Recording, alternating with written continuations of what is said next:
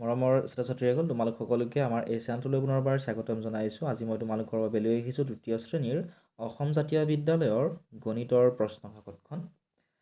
গতিকে তোমালোকৰ বহুতো ছাত্ৰ-ছাত্ৰীয়ে সুধি আছিলে প্ৰশ্ন কাকতখন চাই যোৱা কেনেকুৱা ধৰণৰ কুৱেশ্যন তোমালোকৰ পৰীক্ষাত আহে। ইয়াৰ পৰা তোমালোকৰ বহুতো কুৱেশ্যন কমন আহিব। 1 নম্বৰত আহিছিল খালী ঠাই পূৰ কৰা। ইয়াতে 10টা প্ৰশ্ন দিছিল।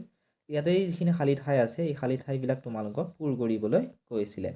ইয়াতে দিছিলে তোমালোকক 10 নম্বৰ। ঠিক আছে, ক নম্বৰটোত কি দিছিলে চোৱা, 2, 8, 5, 9, 7তকৈ 1000 কম সংখ্যাটো কি হ'ব সুধিছে। অৰ্থাৎ আমি কি কৰিব লাগিব, এই সংখ্যাটোৰ পৰা 28597ৰ পৰা 1000 আমি বিয়োগ কৰিব লাগিব।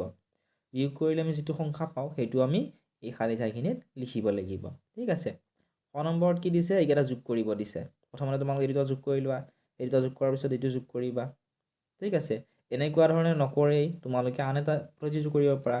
যেনে তোমালোকে চোৱা, ইয়াতে 820 আছে, ইয়াতেও 820 আছে, ইয়াতে 79 আছে, ইয়াতে 79 আছে, ইয়াতে 458 আছে, ইয়াতে 458 নাই। গতিকে ইয়াতে 458টো তোমালোকে লিখি দিব পাৰা। গ নম্বৰত সুধিছিল যে 3250ৰ লগত কিমান যোগ কৰিলে 3250 পোৱা যাব। 3250ৰ লগত যদি আমি 0 যোগ কৰোঁ তেতিয়া আমি 3250 পাম। গ নম্বৰ এইটো বিয়োগ কৰিবলৈ দিছিল 5980ৰ পৰা 200 আমাক বিয়োগ কৰিব দিছে। বিয়োগ কৰিলে আমি এইটো পাম। ঠিক আছে, গতিকে ইয়াত তোমালোকৰ 2এটা প্ৰশ্নৰ উত্তৰ ভুল থাকিব পাৰে। ইয়াত ঠিক আছে, ইয়াত যিবিলাক আনচাৰ দিয়া আছে এইবিলাক ভুল থাকিব পাৰে। ইয়াত চাই তোমালোকে আনচাৰবিলাক কিন্তু নিলিখিবা। নেক্সট আমাক কি দিছিলে চোৱা, গ নম্বৰত দিছিলে 63ৰ পৰা 7 হৰণ কৰিব দিছে। নেক্সট দিছিলে 800ৰ লগত 50 পূৰণ কৰিবলৈ। ঠিক আছে, এনেকুৱা ধৰণৰ পূৰণ তোমালোকে এনেকৈ কৰিব পৰা। চাওক, মুখে মুখে কৰিব। 8 আৰু 5, 8 5 কিমান 40, 40টো লিখি ল'লা। ইয়াতে 800ত 2টা শূন্য আছে, 50ত এটা শূন্য আছে, 3টা শূন্য লগাই দিয়া। ঠিক আছে, গতিকে তোমালোকে মুখে মুখে কৰিব পাৰা বা 800ৰ লগত 50 পূৰণ কৰি চালেও তোমালোকে এইটোৱে আনচাৰ পাই যাবা। নেক্সট দিছিলে এইটো। গতিকে এনেকুৱা ধৰণৰ প্ৰশ্ন তোমালোকৰ এইবাৰৰ পৰীক্ষাত আহিব, তোমালোকে ভালদৰে চাই যাবা। নেক্সট হোৱা 2 নম্বৰত দিছিল শুদ্ধ নে অশুদ্ধ লিখা। ইয়াতে যিখিনি দিয়া আছে ক, খ, ইয়াতে থকা এইকেইটা শুদ্ধ নে অশুদ্ধ সেইটো লিখিব দিছে। তোমাক ইয়াত অংকখিনি কৰিবলৈ দিয়া নাই। ঠিক আছে, নেক্সট ক নম্বৰ দিছিল 1000 মিটাৰত 1 কিলোমিটাৰ হয়নে নহয়। গ নম্বৰ দিছিল লিটাৰ দীঘৰ একক লিটাৰ হয়নে নহয় সুধিছিল। যদি হয় শুদ্ধ বুলি লিখিব লাগিব আৰু যদি নহয় অশুদ্ধ বুলি লিখিব লাগিব। নেক্সট দিছিল গ্ৰাম এককটো চেণ্টিগ্ৰামতকৈ ডাঙৰ। নেক্সট 3 নম্বৰ দিছিল 5টা বেলেগ বেলেগ অংকৰে লিখিব পৰা আটাইতকৈ ডাঙৰ সংখ্যাটো লিখা। কি কৈছে চোৱা, বেলেগ বেলেগ অংকৰে লিখিব পৰা ডাঙৰ সংখ্যাটো লিখিব দিছে। নেক্সট দিছে 4 নম্বৰত 3, 2, 7, 9 সংখ্যাটোত ব্যৱহাৰ হোৱা অংককেইটা কি কি লিখা। 5 নম্বৰত দিছিলে তলৰ সংখ্যাটো বহলাই লিখা। বহলাই বা বিস্তৃত ৰূপ একেই হয়। ঠিক আছে, তোমালোকে হয়তো পৰীক্ষাত বিস্তৃত ৰূপ বুলিও দিব পাৰে বা বহলাই বুলিও দিব পাৰে। তোমালোকে এনেকুৱা ধৰণে লিখিব লাগিব। নেক্সট 6 নম্বৰত দিছিল 869 চেণ্টিমিটাৰক মিটাৰ আৰু চেণ্টিমিটাৰ হিচাপে প্ৰকাশ কৰা। 8 নম্বৰত দিছিল 17 মিটাৰক চেণ্টিমিটাৰলৈ নিয়া। 8 নম্বৰত দিছিল তলৰ সংখ্যাটো অংকৰে লিখা 78502। 9 নম্বৰত দিছিলে উপযুক্ত স্থানত কমা দি তলৰ সংখ্যাটো আখৰেৰে লিখা। 10 নম্বৰত দিছিল ঘেৰ দিয়া অংকবোৰত স্থান মান লিখা। ইয়াত যিকেইটাত ঘেৰ দিয়া আছে এই অংকটোৰ স্থান মান আৰু নিজা মান বেলেগ বেলেগ হয় কিন্তু। ঠিক আছে, 11 নম্বৰত দিছিল এইকেইটা আমাক বহলাই দিয়া আছে, এইকেইটা আমাক সংখ্যাটো কি হ'ব ইয়াৰ পৰা আমাক লিখিবলৈ কৈছে। 12 নম্বৰ প্ৰশ্নটোত দিছিল 50294 অংক 5টাৰ সহায়ত লিখিব পৰা আটাইতকৈ সৰু আৰু আটাইতকৈ ডাঙৰ সংখ্যাটো লিখা।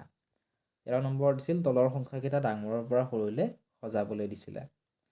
14 নম্বৰত দিছিলে চেণ্টিমিটাৰলৈ নিবলৈ এইটো। 15 নম্বৰত দিছিলে যোগ কৰিবলৈ। 16 নম্বৰত দিছিলে 18008 গ্ৰামক কিলোগ্ৰাম আৰু গ্ৰাম হিচাপে প্ৰকাশ কৰা। 17 নম্বৰত দিছিল 12 কিলোগ্ৰাম আৰু 270 গ্ৰামক গ্ৰামলৈ নিব দিছিলে। 18 নম্বৰত দিছিলে পথালিকৈ যোগ কৰা। এইকেইটা তোমালোকক পথালিকৈ যোগ কৰিব দিছে।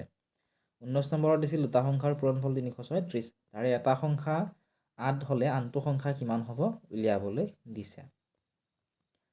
20 নম্বৰত দিছিল এইকেইটা ডাঙৰৰ পৰা সৰুলৈ সজাই থিয়কৈ পাতি যোগ কৰিব দিছে।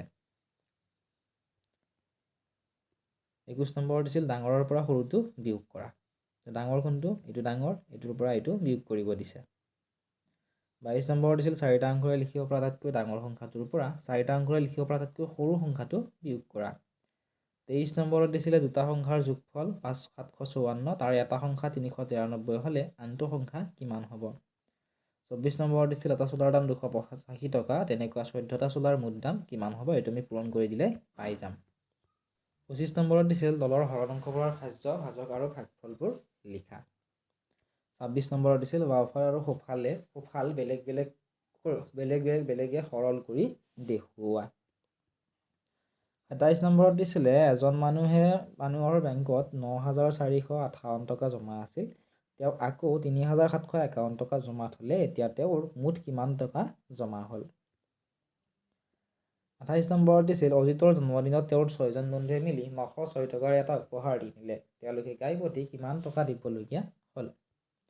29 নম্বৰত দিছিল এটা বাল্টিত 12 লিটাৰ 500 মিলিলিটাৰ পানী আছিল, তাৰে 7 লিটাৰ 300 মিলিলিটাৰ পানী খৰচ হ'ল, বাল্টিটোত কিমান পানী বাকী থাকিল? 30 নম্বৰত এইকেইটাৰ আমাক বিয়োগফল উলিয়াবলৈ দিছিল, ইয়াতে দিছিলে 2 নম্বৰ টোটেল 4 নম্বৰ। নেক্সট 31 নম্বৰত দিছিল হৰণ কৰা আৰু তলৰ সম্পৰ্কটো সত্যাপন কৰা। এইটো যিটো সম্পৰ্ক আছিল এইটো হৰণ কৰাৰ পিছত সত্যাপন কৰিবলৈ দিছিল। আৰু ভাজ্যটো আমি ভাজকৰ লগত ভাগফল পূৰণ কৰিব লাগিব আৰু ভাগশেষটো যোগ কৰি আমি এই ভাজ্যটো পাব লাগিব।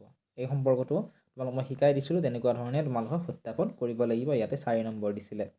32 নম্বৰত এতিয়া যোগ কৰিব দিছিল, ইয়াতে দিছিলে তোমালোকক 5 নম্বৰ।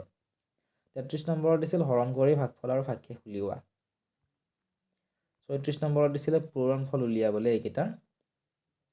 এইখিনি আছিল আজিৰ এই ভিডিঅ'টি। যদি ভিডিঅ'টো চাই ভাল পাইছা ভিডিঅ'টো লাইক কৰি দিয়াৰ লগতে চেনেলটো ছাবস্ক্ৰাইব কৰি দিবলৈ নাপাহৰিবা। ইয়াৰ ৰিলেটেড তোমালোকৰ যদি আন কিবা কুৱেশ্যন আছে কমেণ্ট ছেকশ্যনত আমাক